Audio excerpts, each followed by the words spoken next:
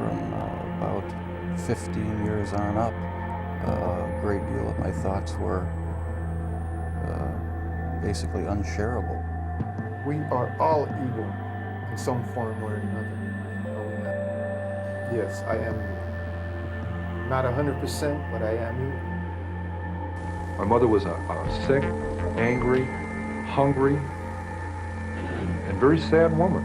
I hated her, but I wanted to love my mother. This is Serial Killing, a podcast. Hello again. My name is Elissa Kerrill, and welcome to Serial Killing, a podcast, where we sometimes veer off the serial killer path to delve into other topics within our beloved true crime community. Special thanks to some of my patrons: Jennifer, Ariel, Elise, Chantel, Sonia, Dan, Maya, Linda, Teresa, my dear three Emmas, Jessica, Lady Janice, Elena, Alethea, John, Nanette, Rachel, Sophie, Whitney, David, Catherine, Trudy, and Stacy. Thank you guys so much. You are truly appreciated. And for anyone else, please feel free to join my Patreon. Like, share, and subscribe. It just might help our little community grow. And if you happen to watch on YouTube and also use Spotify, consider watching on Spotify instead, as they have been kind enough to sponsor me, and we all know how YouTube treats us. But my podcasts are all written with the listener only in mind, so nothing is missed. This week's podcast will be on Lacey Fletcher. This one comes with my disclaimer, as the description of the crime scene as well as the autopsy results are quite gruesome, but I decided to include them because I found it important to get the full scale of just how horrible this case truly is. So, here we go. Lacey Ellen Fletcher was born on November 25th, 1985. This case is still very new, happening just this year, so background information has been a bit more challenging for me to find, but I will give you what I have found. Lacey's parents are Clay Fletcher and Sheila McCullough Fletcher. Both were in their later 20s when they had Lacey. It is believed they had no other children. Sheila's parents were Amos James and Frances McCullough. Sheila was one of 4 children, 3 girls and 1 boy. When Amos died in 2009, Lacey was listed as a grandchild in his obituary. From as much as I could find, both Sheila and Clay were born and raised in the Baton Rouge area. Other cities they were affiliated with were Slaughter and Baker, Louisiana, both just being north of Baton Rouge to set the scene. This family had lived in this area for at least 2 generations. It was said that Sheila graduated from high school around 1975, so Clay would have graduated around that time as well, as sources state they are the same age. Specifically with regards to Clay, I really wasn't able to find anything about his background, other than people who said that, at the time of the discovered crime, locals believed he really had no known living family. Now, Sheila and Clay were described as, according to everyone interviewed for many news sources, every bit the faithful, church-going pillars of their community. Well respected and liked. Sheila was said to have sung in the church choir. The couple were married and they had Lacey in 1985. I wasn't really able to find anything about her infancy and early childhood, which is most likely a very positive thing, but remember, this case just became public earlier this year. Nothing stood out that might indicate the troubled waters ahead. So unless more information is released or discovered, it would appear she was well taken care of and loved. In 1994, the couple bought and moved into a modest 2-story home on a gravel cul-de-sac when Lacey was about 9 years old. Now, absolutely everyone said she was an extremely pleasant and happy child who immediately set to the task of making friends with the other kids in the close neighborhood, and she succeeded. Brownsville Baptist Academy, which is now apparently closed, was located in the northern Baton Rouge area. It was a private school that educated pre-kindergarten through 8th grade students, though there were sources that said 9th grade. It was a small school, boasting only around 190 total students on average enrolled. This is the school that young Lacey attended. Now, I did the math. The average cost for a small, Christian-based private elementary school then was roughly $3,200 a year, which today averages about $6,500 a year. Of course, this is a rough estimate, as Brownsville Baptist Academy is now closed, of course, but it gives us an idea of the cost of her going there. If the numbers are at least in the ballpark, that would have been around $355 a month for her to go there, or around $722 a month today. That is a sizable chunk of change, which leads me to believe that Clay and Sheila worked and made enough money to afford their middle-class house in a quiet area and pay for private tuition. Peers and teachers said she made a point of making newcomers at ease at the now closed Brownsville Baptist Academy in Baker, Louisiana. Another classmate stated they remembered her as a sweet, kind person. And yet another classmate said, quote, "She was one of the first people that I was friends with when I started at the school, and she was already there," end quote. And yet another peer, quote, "She was thoughtful, just sweet is the word I keep coming back to. One of the sweetest people you could ever meet. So very kind," end quote. And still another close friend stated that, quote, "Lacey could be quiet, but could also be vocal with her opinions," end quote. So Lacey was quite active at the school and was even on the volleyball team. One of her close friends said that they went to school together for 3 years before they both left after the end of middle school. That was the highest grade offered at that school. After that, they lost touch. From here, the information isn't exactly easy to find, and what was there wasn't exactly easy to interpret either, but from what I could gather, perhaps she attempted 9th grade, but was suffering from terrible social anxiety. A classmate said, quote, "I knew she was not your typical teenager. She wasn't as mature as us. She still liked children things, not teenage things," end quote. It was observed that she began to retreat into isolation as her diagnosed autism supposedly allegedly accelerated, and it was the decision of her parents to homeschool her after 9th grade. It was also around this time that Lacey had been treated by a psychologist over a 3-year period in her teens for her social anxiety, which is great, as it appears her parents were getting her the help she needed. This behavior is, of course, what we want to see out of concerned and loving parents. So far, so good. And then things become a bit of a mystery, or take a turn, as they say. Apparently, the last time she saw a physician was when she was 16 years old in 2001. With regards to homeschooling, I couldn't find anywhere that said she actually graduated high school. One must assume she did, but it was not mentioned anywhere specifically. She would have normally been a senior and graduated around 2003. So, from childhood to about the age of 14, everyone said Lacey was a fun, normal kid, albeit slightly immature with regards to her interests. After that, she became quite isolated, not really coming out of the family home that much. Again, we know she was last seen by a physician when she was 16 years old to help her treat that. There doesn't seem to be any information at all with regards to her well-being or what she was up to, as she really wasn't seen much. I found a couple of places that said she had been spotted maybe a couple of times going into a store with Sheila, but again, I don't know how reliable that is. When Lacey was 21 years old, so this would have been in 2006, a neighbor man whose sons had gone to school with Lacey saw her outside one day.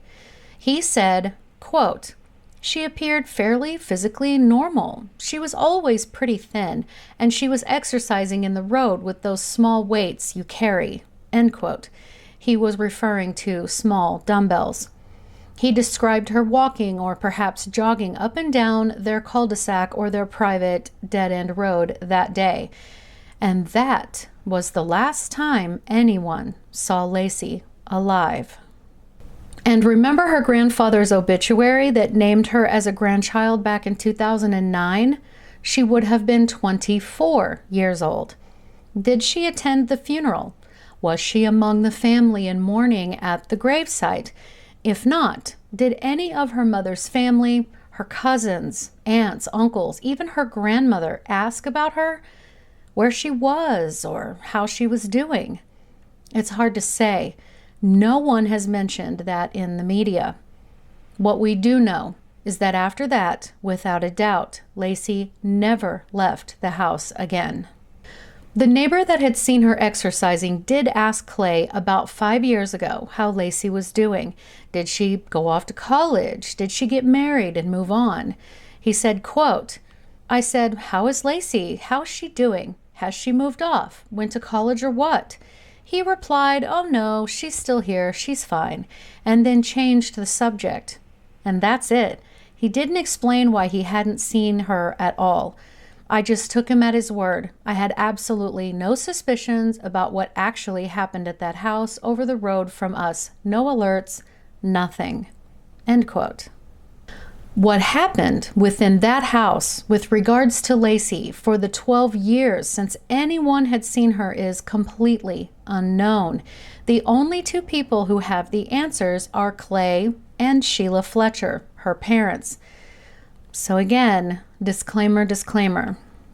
On Saturday, January 1st, 2022, so just this past January, as of this recording, Sheila and Clay decided to take a weekend getaway. To where or for what, I don't know.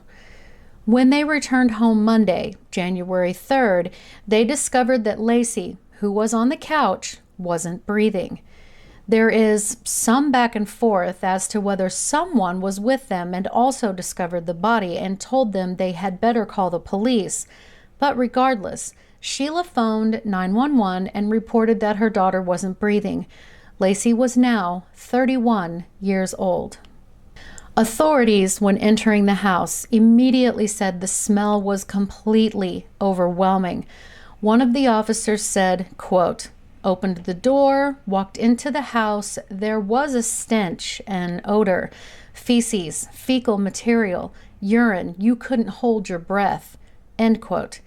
Here is how the coroner described what he witnessed, and no photos aside from the couch itself have been published due to their horrifying graphic content. He said Lacey appeared to be nearly buried up to her shoulders in a wide and deep hole in the couch. It was visually obvious that her emaciated body had been in that exact spot over the years, moving around at least a bit, thus rubbing through the cushioning. She was found slumped over on her left side with her right arm across the top half of her dangerously thin body near her neck. She was completely naked except for a small blue patterned t-shirt which was pulled up on her chest and was not covering her breasts. Her eyes were hauntingly wide open, staring. Her mouth was also open. They were able to see a full set of front teeth. It appeared she had been sitting with her legs crossed under her. The coroner described her face as being covered in large and angry red blotches. Human feces was smeared over nearly her entire body. It was observed that feces was also matted in her hair and even inside her ears. There were bugs, including maggots, on her remains and insect bites all over her body. The brown leather couch that she had obviously been sitting on for years was alongside a wall with a gap from the wall of about 18 inches. Behind and under the couch was a large, wet patch on the floor directly behind and under Lacey's body, which was believed to be urine. To the right, beside the couch, was a gray mobile toilet, as well as a neatly folded pile of clean clothing. In front of the couch, just a few feet away, was a low black table covered in clutter, including a number of lotion bottles, talcum powder, a package of wet wipes, nasal spray, a box with a lid that had a child's photo in it, among other items. This would, of course, indicate that, at least at some point, her parents were looking after her and her wounds. Found between the couch and the table were 2 stacks of DVDs, but the titles were not listed. It was indicated that they were children's movies. As the police and the coroner were trying to take in what they were seeing, the coroner stated, quote, "The father was completely emotionless. The mother's head was lying down on between her legs. She was weeping a little bit," end quote. Clay showed 0 emotion whatsoever. Not sadness, not concern, not shame, nothing. Sheila, on the other hand, did at least shed some tears. So once they got Lacey's body to the coroner's office and on the steel table for her forensic examination, more photos were taken. They then got a much more clear picture of what had happened to her. She was emaciated, weighing just 96 pounds or 43.5 kilos. Upon closer inspection, the skin on her bottom had literally been worn down and eaten away from the 12 years she hadn't moved from that couch. There were large, raw, yellowish areas where there just simply was no skin. Other areas on her back and bottom were blackened, making it at first impossible to identify exactly what they were looking at. During the autopsy, they discovered that Lacey had very recently consumed bits of foam from inside the couch cushion, as well as her own feces, as was evidenced by the contents of her stomach. It was estimated that she had died between 24 to 48 hours before her mother called for emergency services. And remember, Clay and Sheila had returned from a 2-day trip to find their daughter dead and slumped in the disintegrated hole in the couch she had occupied for so long. And this begs the question, was she even alive when they left? The timing is suspicious, to say the least. Ruminate on that as you will. Let that marinate, and let me know in the comments what you think. The coroner then determined that the cause of her death was severe medical neglect. It stemmed not only from astonishing medical neglect, but also chronic malnutrition, acute starvation, immobility, acute ulcer formation, osteomyelitis, which is bone infection, which led finally to sepsis. And in case some of you aren't familiar with sepsis, the symptoms include fever, difficulty breathing, low blood pressure, fast heart rate, and mental confusion. Without antibiotics and IV fluids, this triggers severe inflammation throughout the body, damaging multiple organ systems, leading them to fail and can result in death. And the topper was that, for whatever it's worth, her remains did test positive for COVID. The coroner was the one that ultimately determined Lacey had been on and not really moved from that couch for at least 12 years. When Sheila was asked why Lacey had not been off of that couch in over a decade, she, quote, just stared ahead, end quote, and didn't say anything at first. She then stated that Lacey suffered from social anxiety and severe autism. And don't you worry, we'll touch more on this in a bit. Both Clay and Sheila were adamant that Lacey was, quote, of sound mind to make her own type of decisions, end quote, adding that she never complained about her sores and that Sheila would routinely clean them. They went so far as to say that Lacey flat out refused to leave the living room couch. They defended themselves by claiming to have brought Lacey her meals, but that she urinated and defecated either on the floor or simply on the couch because she was too scared to leave the couch, let alone to use the little portable toilet beside the couch. I found that some sources were alarmingly quick at trying to say that Lacey also suffered from locked-in syndrome, which is a rare neurological disorder characterized by complete paralysis of voluntary muscles, except for the eyes, but the coroner said that is completely false. She had couch foam and feces in her stomach, indicating she had at least moved an arm to consume. In my research, I found a few medical professionals that said she absolutely could not have had locked-in syndrome. So let's look at that. The website rarediseases.org shared an article or report written by Francesca Pistoia, MD, PhD, who is the neurologist and assistant professor of neurorehabilitation, University of Lacchia, Italy, and Stephen Loris, MD, PhD, Coma Science Group, University Hospital of Liège, Belgium, aka the Big Guns. The report said, quote, "Locked-in syndrome is a rare neurological disorder in which there is complete paralysis of all voluntary muscles except for the ones that control the movements of the eyes. Individuals with locked-in syndrome are conscious and awake, but have no ability to produce movements outside of eye movement or to speak. Cognitive function is usually unaffected. Communication is possible through eye movements or blinking. Locked-in syndrome is caused by damage to the pons, a part of the brain stem that contains nerve fibers that relay information to other areas of the brain.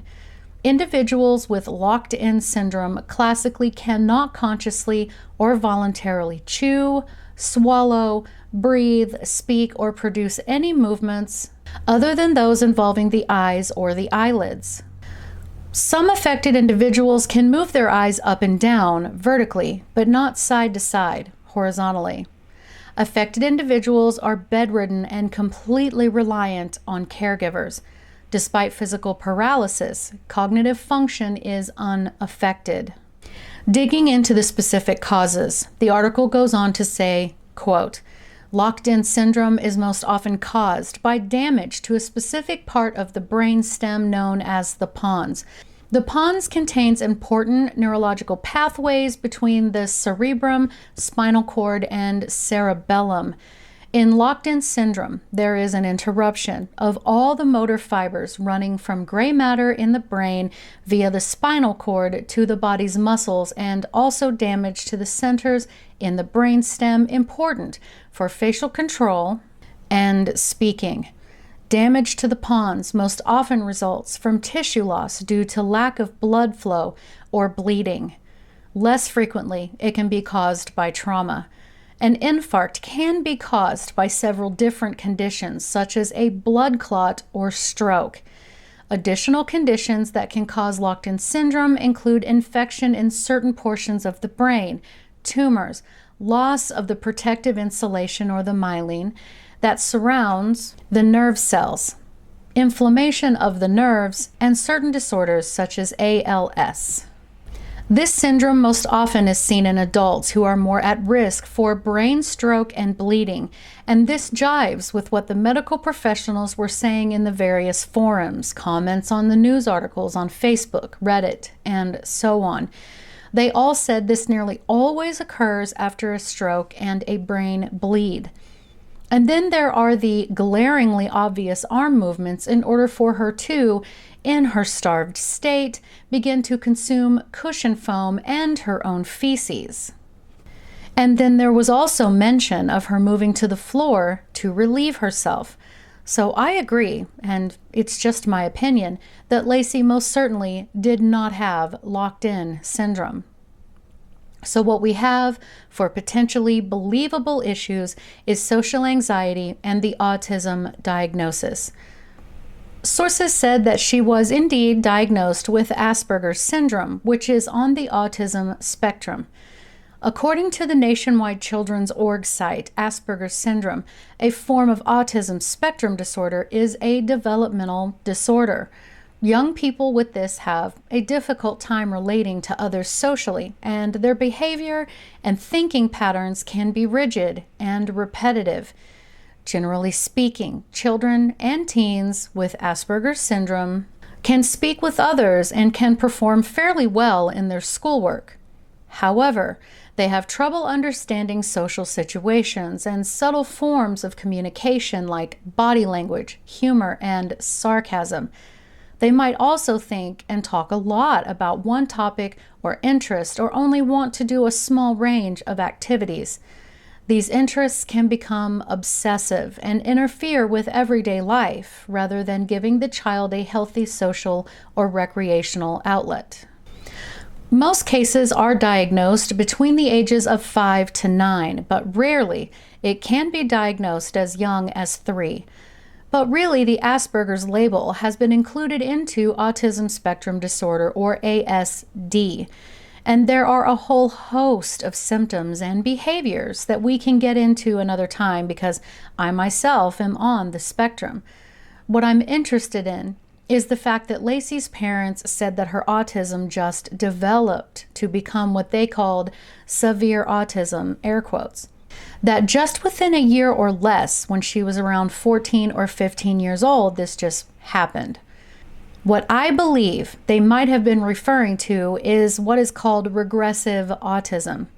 An article in Autism Parenting magazine, written by Amy Tobik, BA, states, quote, "Has your talkative, enraged, and very energetic child suddenly become quiet and uninterested? Does your child exhibit new, unusual habits? Have you noticed speech regression? If you answered yes, then he or she may have what's called regressive autism." End quote. The Diagnostic and Statistical Manual of Mental Disorders, 5th edition, or DSM-5, issued by the American Psychiatric Association, defines regressive autism as any type of autism spectrum disorder involving regression, including childhood disintegrative disorder. Regressive autism is a condition in which a child appears to develop typically, but suddenly begins to lose speech and social skills. Some people call it autism with regression, setback type autism, or even acquired autistic syndrome. Signs and symptoms are usually seen between the ages of 15 months to a bit over 2 years old. The loss of skills can be rapid or slow. It is usually followed by a lengthy period of stagnant skill progression. What I want you to take from this is that the average observed age of the diminishing skills and overall regression is just over a year and a half old. Now, best believe I dug around trying to find excruciatingly rare cases of regressive autism happening to teenagers and found nothing. Not one reliable case of that happening to a teenager. Also, autism cannot develop in adolescence or adulthood. It can be missed in people who are high functioning, aka me, when they are young, but it is there. It isn't late onset. It's late detected, if you will. So while I can believe that Lacey could have had autism spectrum disorder, which could explain some of her behaviors that her peers described, it is disturbing to me that her mother would say that she just suddenly developed severe autism in her teens. Now, with regards to social anxiety, that's another story. Social anxiety disorder is an intense, persistent fear of being watched and judged by others. This fear can affect work, school, and other daily activities, making it hard to make and keep friends, but it is also highly treatable. For people with social anxiety disorder, everyday social interactions cause irrational anxiety, fear, self-consciousness, and embarrassment. Symptoms may include excess fear of situations in which one may be judged, worry about embarrassment or humiliation, or concern about offending someone. Talk therapy, eventual exposure therapy, and antidepressants can help increase confidence and improve ability to interact with others. And a common type of anxiety in autism includes generalized anxiety disorder, which I have, fear of social situations, or the social anxiety we just talked about, and a fear of open spaces and crowds, which we know as agoraphobia. Now that would make more sense to me, given only what little information we have. I am in no way trying to diagnose anything. I'm just saying it sounds plausible. Regardless of what was going on, it would appear that Lacey would receive no further medical care in any form after the age of 16. So why is that?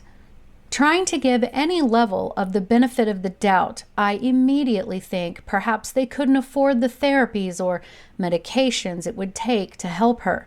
What kind of jobs did they have? Well, let me tell you, because again, you're going to be shocked. Sheila Fletcher, the mother, worked for authorities who might have helped her daughter as she was a police and court clerk at one point in the small nearby city of Baker. She then moved on to be the assistant to the city prosecutor in Zachary, Louisiana, which is only slightly larger than Baker. She also served on the City of Slaughter's Board of Aldermen. Now, I don't want to come off as being untoward, but something tells me she had, at the very least, adequate health care insurance and made enough of a wage to pay for therapies. As far as Clay goes, he was an officer of the nonprofit Baton Rouge Civil War Roundtable, whose mission is, quote, to educate and foster an appreciation for the sacrifices made by all during the Civil War, end quote. Now, I couldn't possibly tell you what his salary might have been, and he certainly had worked somewhere else during all of this. So again, I just really don't feel that it was necessarily a money issue. The parents insisting that she refused to get up off that couch because she was terrified to just doesn't sit with me very well. So what, you just throw your arms up in defeat and allow her to relieve herself into that couch to the point that it disintegrated underneath her, inch by inch, year by year, until she had sunk into a hole nearly up to her shoulders, living in her own filth? People that knew the couple said they had no idea anything like that was going on. One woman commented on a Facebook post that she was in the church choir with Sheila and that no one had any idea. Most didn't even know the couple had a daughter in the first place. They never spoke of her to people, or if someone who did know about Lacey asked about her, they were met with a quick, oh, she's around, she still lives at home. And then, of course, they'd very quickly change the subject.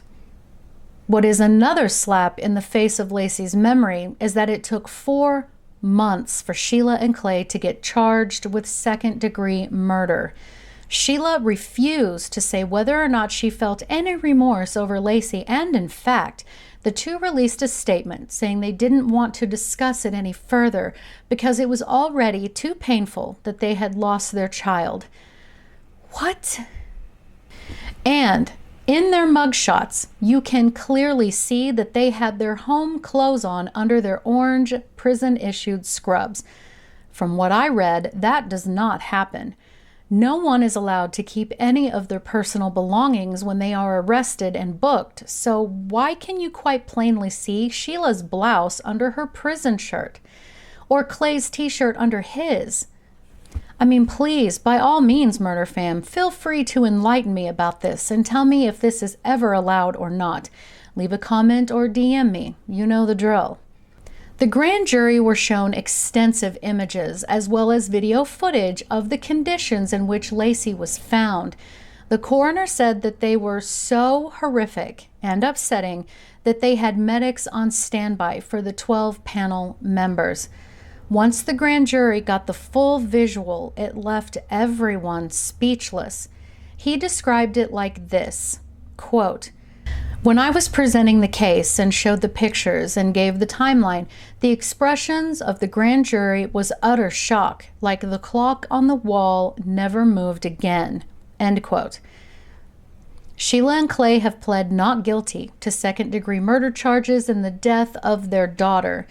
The trial date has been set for 2023, so we will have to keep an eye on this as things progress and more information comes out.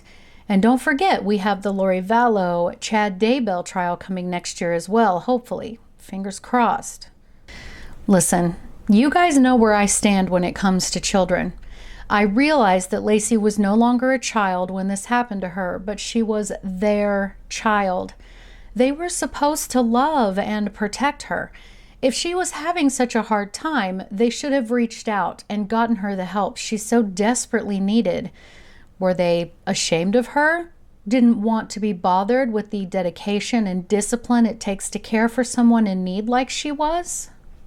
Tell me, guys, what do you think? Leave me a comment below, or you can DM me on Instagram at serial_killing. All of my contact information is below. And as always, thank you so much, guys, for listening, because I know you could be listening to anyone else, but you chose me, and I really appreciate that. Thank you so much, guys. Have a great day. Anybody who killed more than 2 or 3 people was a mass murderer, and whether it was all at one place or over an extended period of time. And then in the early 80s, they came up with this differentiation called serial killing.